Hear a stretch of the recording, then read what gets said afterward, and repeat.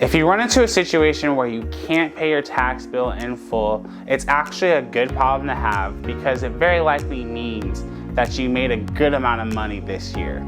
The first thing we need to do is we need to address this situation.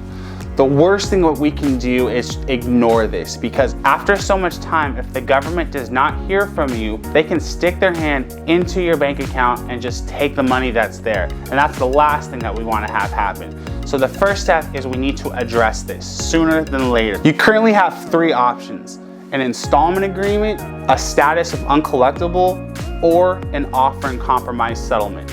An installment agreement is the most common solution to solve this situation that we have. Surprisingly, the IRS and the federal government are very understanding. So if you're in a situation where you owe less than $100,000 to the IRS, they will approve an affordable payment plan and give you up to 72 months to pay your liability.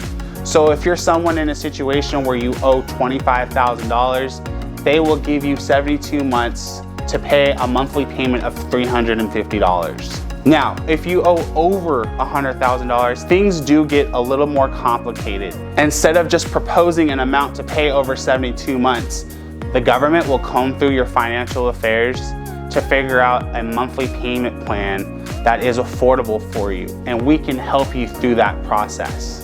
In terms of state governments, if you owe states are a little bit more aggressive, but typically the state liability you owe in relation to the federal liability that you owe to the IRS is usually smaller. But you do have options if you do owe a state government agency back taxes. Your second option, a status of uncollectible. A status of uncollectible is a short-term solution for people who are really tight on the amount of money they currently have in relation to how much they owe the government. We have to piece together your current financial situation and let the government know that finances are tight, and they will put your account on hold or uncollectible for a certain amount of time, typically about 1 year. During this time, no notices or collection attempts will occur. However, interest and penalties are still accruing on the balance that you currently owe. After about 1 year, the IRS will then check in with you to see where your finances are so that you can enter either into an installment agreement payment plan or some sort of offer and compromise settlement. The offer and compromise settlement process is very misunderstood. In order for the government to actually settle with you on a balance that you owe them, you really need to be in a very dire financial situation. And the main thing that the government looks at is, do you have any assets?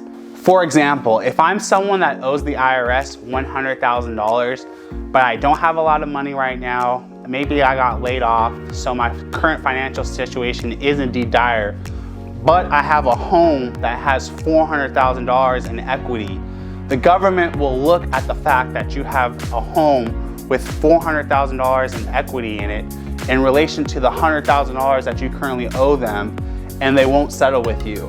The IRS will attach a lien to the home that you own, and they will pretty much force you to pay them, whether that's through an installment agreement, taking out a loan on the equity to pay them. There's no real settlement option here.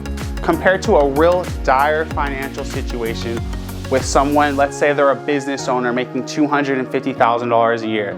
They own absolutely no assets. They owe the government, let's say, $100,000. They've decided that they don't want to own a business anymore, so they let that go, and they decide to become a school teacher making $70,000. That's a dire situation that the government will see.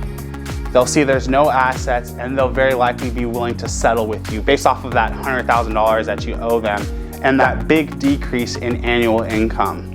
So we really need to be in a dire financial situation and not own any assets for the IRS to actually settle with you. So if you're in a situation where you owe the government money and you want an experienced firm to discuss your options with you and really attack this problem that you currently have with the government, we'd love to discuss further with you.